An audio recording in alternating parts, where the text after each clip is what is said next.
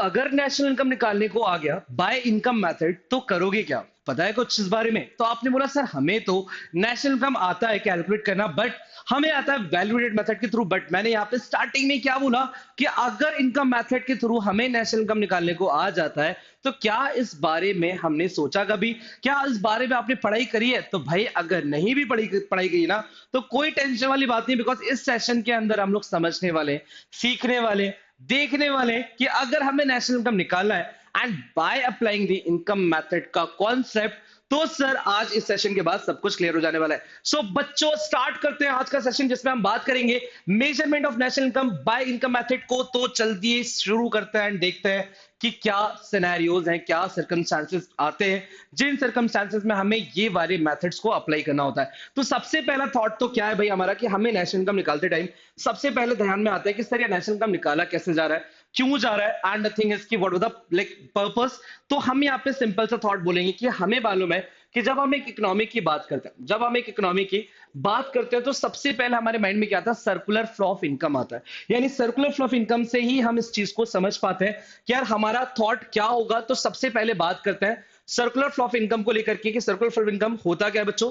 And फिर हम लोग इस पे आगे कंटिन्यू करेंगे। Got it? तो बच्चा सबसे पहला थॉट जो मैं आपको समझाने की कोशिश कर रहा था कि जो first circular flow of income है बच्चा, आप सबको पता है circular flow of income will be classified into two different categories, या it should be based on the two different sector, household and firm।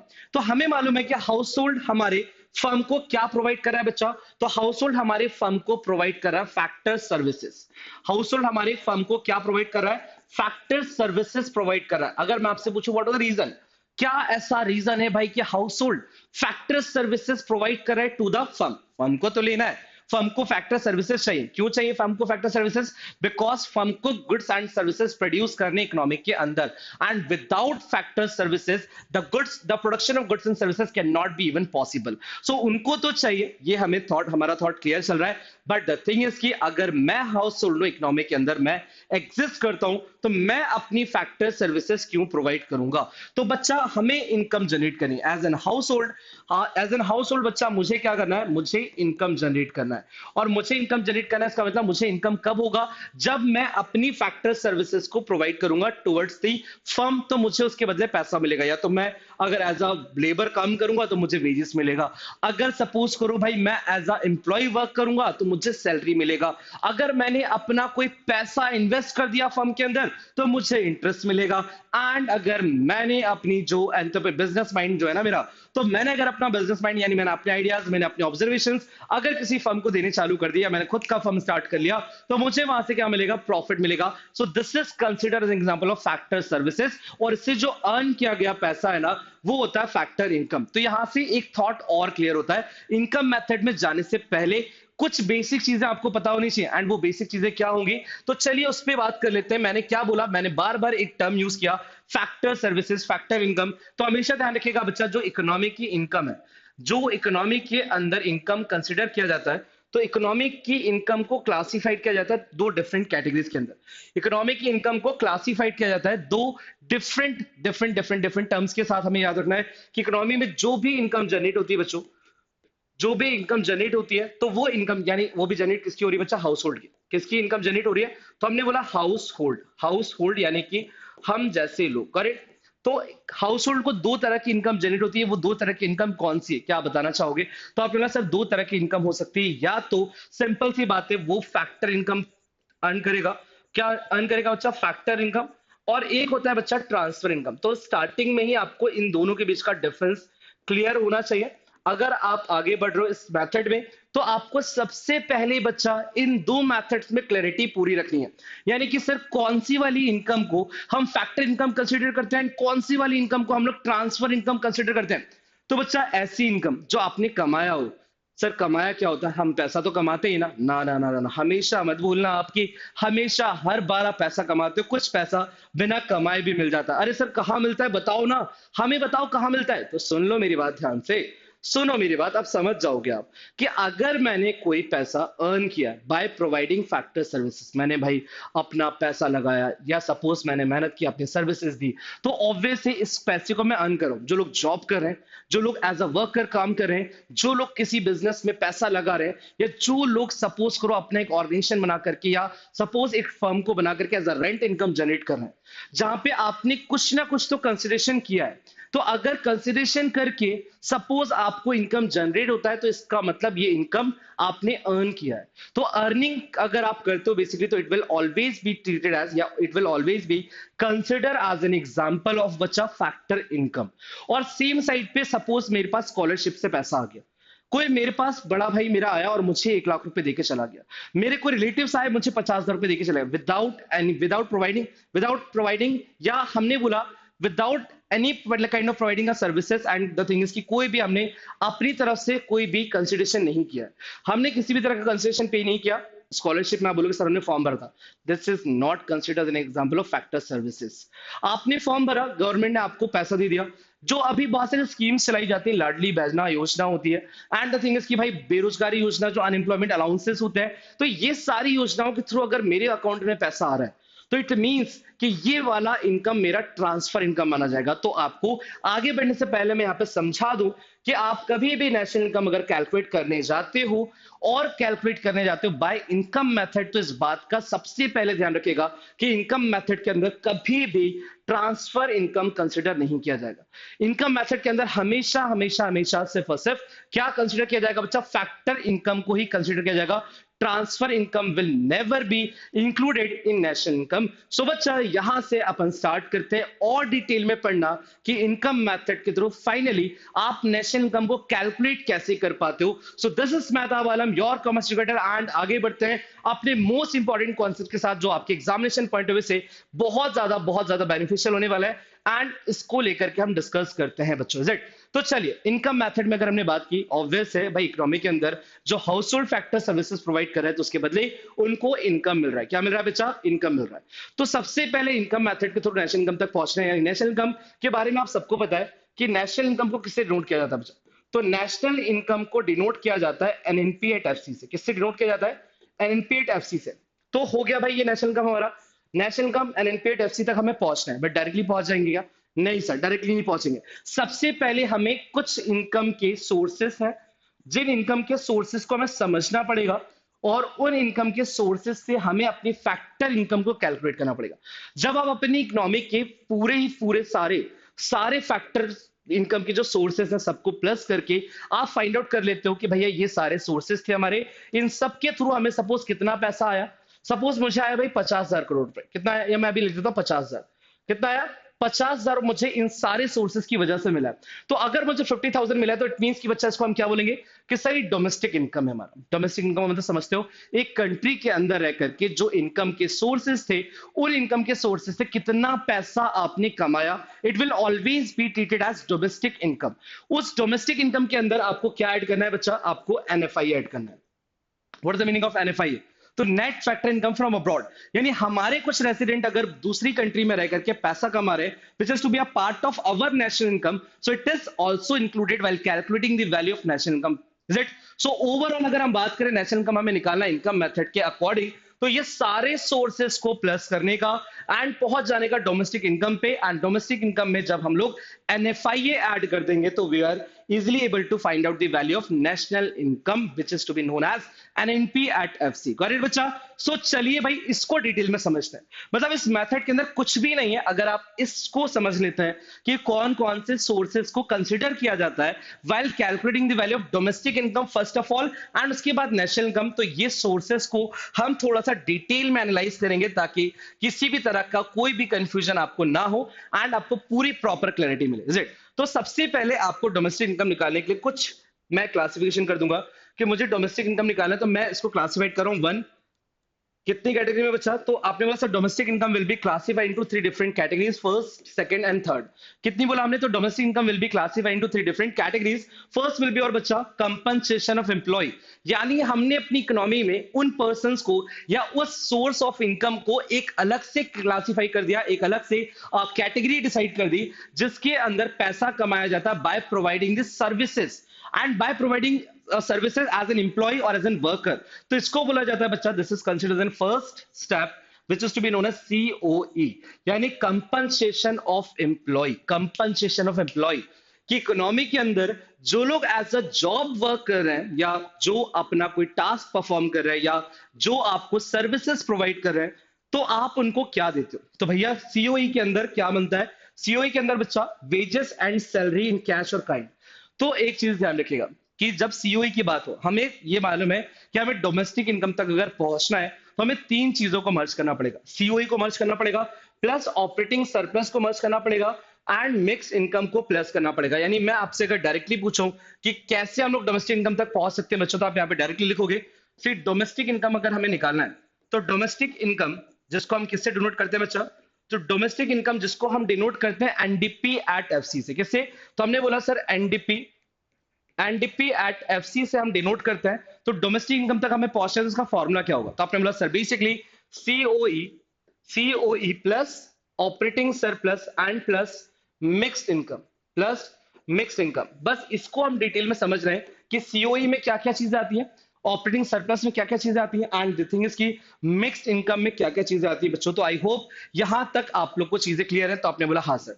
COE के अंदर सबसे पहले बात की जाएगी कि जब एज एन एम्प्लॉयर जब कोई भी वर्कर्स को सैलरी दी जाती है या वेजेस दिया जाता है, तो इसमें दोनों तरह की सैलरी एंड वेजेस कंसीडर की जा रही है, wages and salary in kind और wages and salary in form of cash also.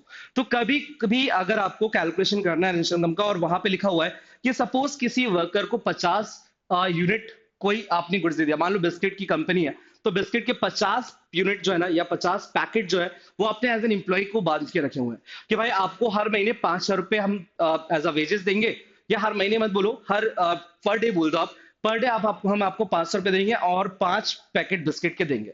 तो इसका मतलब उसका 5 पैकेट बिस्किट की कॉस्ट जो है 50 रुपए एग्जाम्पल के तौर पे। तो अगर मैं आपसे पूछूं उस वर्कर का कितना पोर्शन आप कंसीडर करोगे सीओई के अंदर while calculating the value of national income?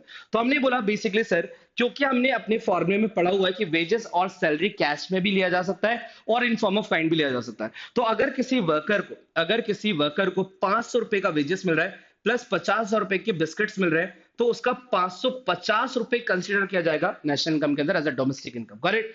समझ गए बात को कि यहां पर अच्छा किसी एम्प्लॉय को भी बोल दिया गया, अगर एम्प्लॉय को हर मंथ में कुछ सपोज 10,000 रुपए की कुछ एक्स्ट्रा चीजें दी जाती हैं, लाइक फॉर एग्जांपल 10,000 रुपए का उनके पास ऑप्शन है कि वो किसी जगह पे घूमने जा सकते हैं, तो it is a part of salary, it is a part of salary. अगर सपोज कोई ओकेशनली नहीं बोला गया है कि दिवाली वगैरह के टाइम पर बोनस के रूप में वो छोड़ दो, बट अगर कोई सैलरी का पार्ट है यानी सैलरी में ही आपने वो चीज इंक्लूड करके रखी है, जैसे हम लोग बोलते हैं सैलरी का क्लासिफिकेशन, ग्रेचुटी हो गया, उसके अंदर पीएफ हो गया, उसके अंदर द थिंग इसकी उसके अंदर ही आपके जो इंपॉर्टेंट मेडिकल अलाउंसेस हैं, एचआरए वगैरह है, तो ये सब कुछ मिला करके जो आपका ओवरऑल सैलरी होता है ना बच्चा, which is to be paid by the employer to the employ, वो पूरा पोर्शन कंसीडर किया जाता है while calculating the value of national income.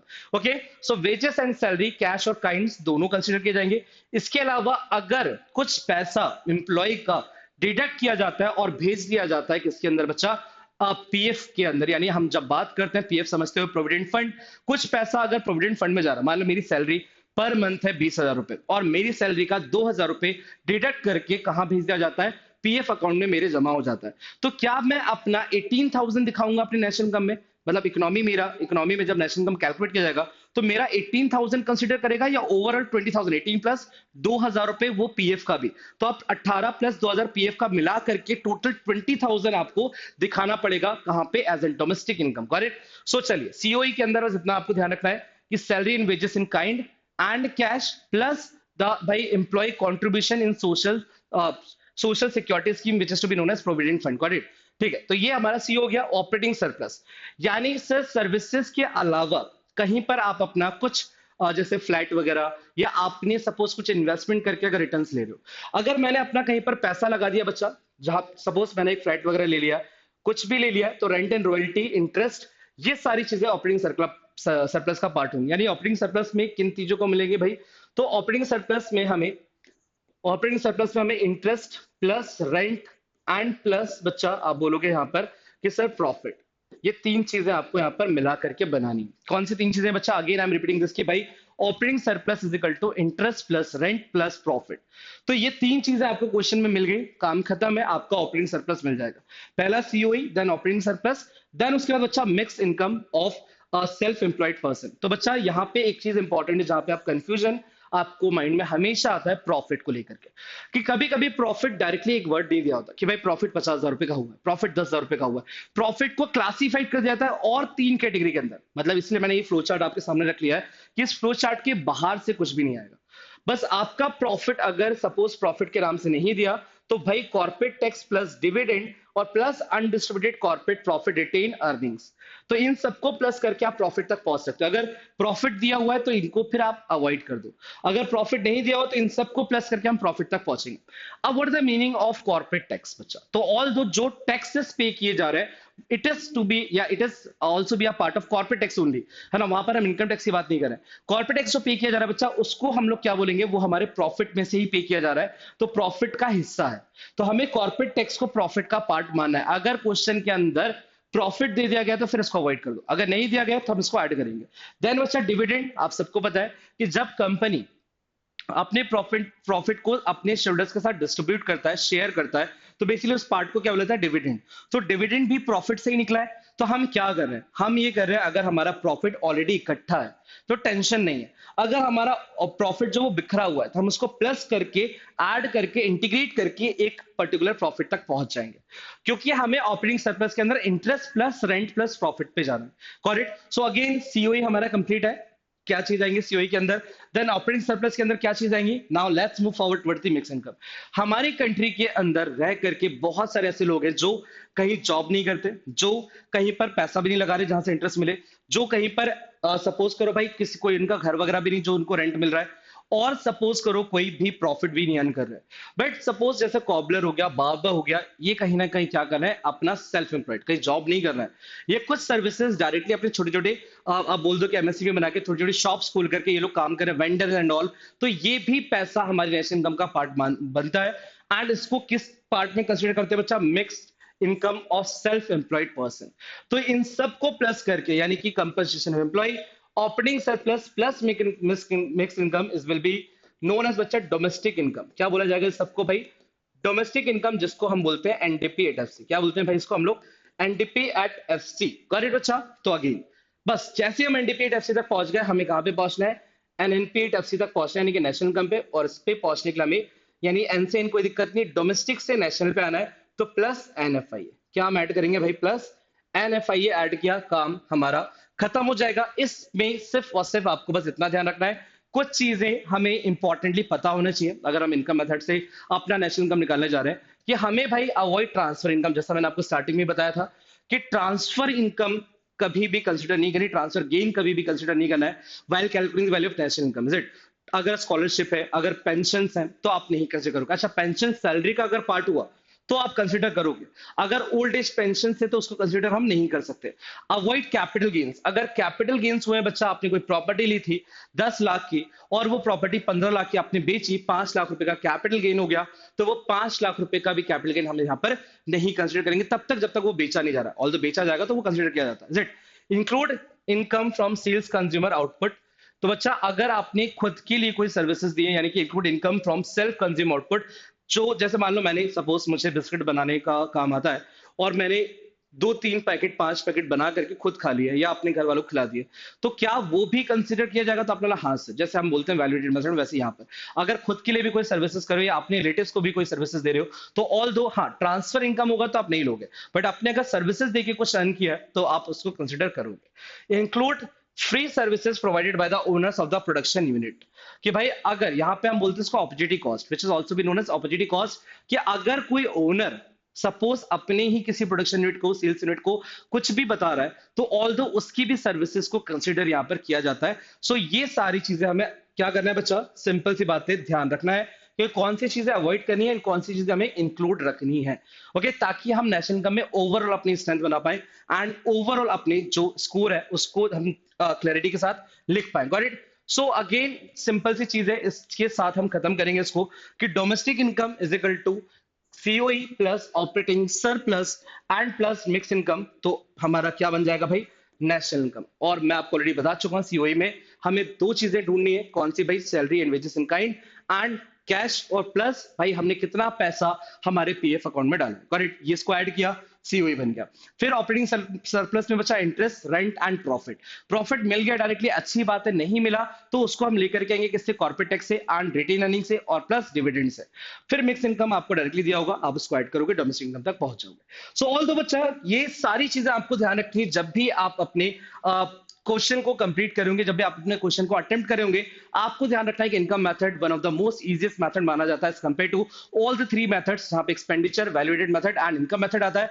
वहां की कंपैरिजन में इनकम थोड़ा सा ज्यादा इजी पड़ता है हमें। सो ऑल दो इजी हम बिल्कुल नहीं मानेंगे, हमारी अंडरस्टैंडिंग क्लियर है तो हम वैल्यूएटेड को भी इजी मानेंगे एंड द थिंग इज कि हम साथ साथ में एक्सपेंडिचर को भी इजी मानेंगे। सो बच्चा, ऑल दो ये सेशन सारे आप लोगों को इसी तरीके से मिलते जाएंगे, बट कब मिलेंगे? जब आप अपने चैनल को सब्सक्राइब करोगे। ये सेशन जो कि बहुत ज्यादा इंपॉर्टेंट है आपके एग्जामिनेशन पॉइंट ऑफ व्यू से, इस सेशन को आप अपने दोस्तों के साथ शेयर कीजिए। एंड बचा द मोस्ट इंपॉर्टेंट थिंग कि आपके अपने ऑफिशियल टेलीग्राम चैनल पे आप ज्वाइन हो सकते हैं एक क्लिक करके। एंड वो क्लिक कहां करना है? डिस्क्रिप्शन में लिंक अवेलेबल है, फटाफट जाइए एंड क्लिक कीजिए, और जिससे आप CUT by super grids channel को ज्वाइन कर सकते हैं, जहां पे इंपॉर्टेंट सारी पीडीएफ्स, इंपॉर्टेंट सारी updates related your examination and बहुत सारा इंपॉर्टेंट मटेरियल जो आपका वेट कर रहा है। So what I waiting for? फटाफट जाइए एंड उसको डाउनलोड कर सकते हैं, बट आपको इस टेलीग्राम पे आना पड़ेगा। करेक्ट बच्चा? सो ऑल दो इन्हीं सारी बातों के साथ फिलहाल इस सेशन को यहाँ पर हम लोग कंक्लूड करते हैं। मिलता है आप लोग के साथ बहुत जल्द बच्चों नेक्स्ट सेशन में, नेक्स्ट बहुत सारे कॉन्सेप्ट के साथ। अभी के लिए इतना ही। Thank you so much, take care, bye bye.